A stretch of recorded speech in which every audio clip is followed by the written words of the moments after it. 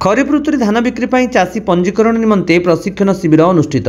गजपति जिला सदर महकुमा पारଳାଖେମୁଣ୍ଡି आरएमसी परिसर में कॉन्फ्रेंस हॉल ठारे एक दिनिया प्रशिक्षण शिविर आयोजित हो जाइछि। एही शिविर में काशीनगर ब्लॉक, गुमा ब्लॉक, गोसाणी ब्लॉक और रायगड़ा ब्लॉक प्राथमिक समवाय समितिर संपादक और डाटा एंट्री ऑपरेटर मानकु प्रशिक्षण प्रदान करा जाइछि। एही कार्यक्रम में सीनियर एआरसीसी तथा डीआरसीएस हरिहर सेठ, सहकारी जोगाण अधिकारी एस लक्ष्मी और स्नेहासिनी बेहेरा, एसएआरसीएस नृसिंहचरण बेहेरा, एसएआरसीएस पंकज कुमार नायक, अमिय कुमार महाराणा प्रमुख मंचासीन थिले। कालीठारू चाषी पंजीकरण आरंभ हेबा। यह एक मास पर्यंत पंजीकरण कराजिबो। चाषी एवं भागचाषी आधार ई केवाईसी माध्यम चाषी पंजीकरण कराजिबो। चाषी पंजीकरण करने निमंते निजर आधार कार्ड, बैंक पासबुक प्रथम पृष्ठार नकल एवं जो मोबाइल नंबर आधार और मोबाइल नंबर सह लिंक होइतिबो सेही मोबाइल सांगरे नै पंजीकरण करि परिबे। भागचाषी मानक पई जमी मालिकक सहमति पत्र आवश्यक। पंजीकृत चाषी को चाषी पंजीकरण एक्नॉलेजमेंट प्रदान करा जिबा व्यवस्था करा जाइछि। तेणु समस्त डॉक्यूमेंट नै प्राथमिक समवाय समिति कार्यालय जाई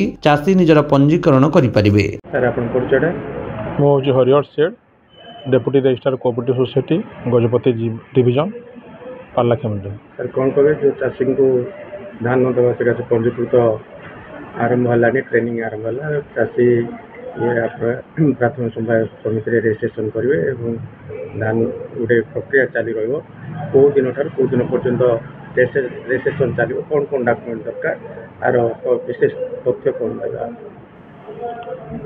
आज आमर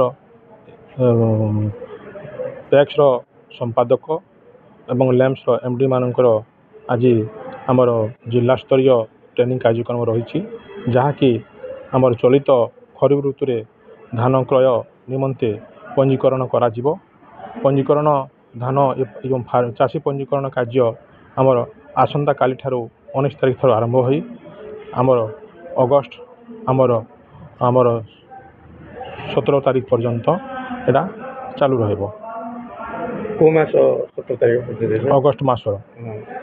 चाषी को रजिस्ट्रेशन करने कौन कौन डॉक्यूमेंट आवश्यक, चाषी कौन चाषी इनफॉरमेशन चाषी माने जो माने चाष करुथिबे तांकर आधार कार्ड, तांकर मोबाइल नंबर, जो मोबाइल नंबर की आधार कार्ड सहित लिंक थिबो, जो बैंक अकाउंट तांकर आधार कार्ड सहित लिंक हेइथिबो, से बैंक पासबुक रो सामना कॉपी, लैंड रिकॉर्ड जमी जो चाष करुथिबो से लैंड रिकॉर्ड जमी जमार संक्रांतीय कागजात पत्र, आधार कार्ड एवं तांकर जदि से भागचाषी होइथिबे भागचाषीर सहमति पत्र। ए वर्ष नूतन भाव में ई केवाईसी बेस्ड आम रजिस्ट्रेशन होउछि, जोटा कि आधार कार्ड, बैंक अकाउंट जोटा आमर अपडेट होइथिबो आ आधार कार्ड रे लिंक हेइ करिथिबो, से अकाउंट को चाषीर धान बिक्री टंका जीवो।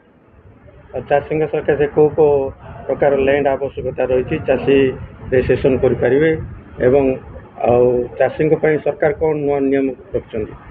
चाषी नुआ नियम है ए वर्ष ई केवाईसी बेस रजिस्ट्रेशन हेबो, जहाँकि आधार कार्ड तांकर अपडेट होइतबा कथा, बैंक अकाउंट रे से आधार कार्ड तांकर लिंक होइतबा कथा एवं तांकर जो फोन नंबरटा रहउची सेटा आधार कार्ड सहित लिंक होइतबा कथा।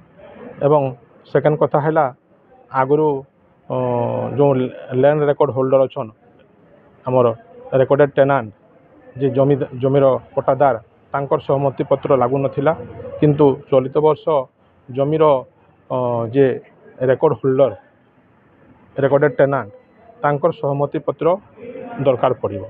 जदि तांकर लीगल हेल्थ थिबे, जदि से मृत्यु हो जाइथिबे, जे आम तांकर जदि जमी खातादार जदि मृत्यु हो जाइथिबे तांकर लीगल हेल्थ तांकर सहमति पत्र आवश्यक लागिबो। भागचाषी होता सहमति पत्र लागिबो एवं जमीर किसम जहाँकि धान चाष योग्य से गुड़िक से धान चाष करिथिबा कथा।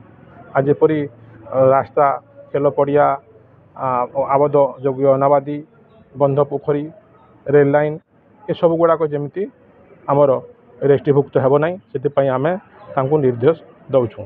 एवं धान चाष जोटा हाईलैंड सेटा भी उपयुक्त नुहे, हाईलैंड भी सेटा धान चाष उपयुक्त नुहे, जेहेतु से जमी से माने रजिस्ट्रेशन करि पारिबेनि।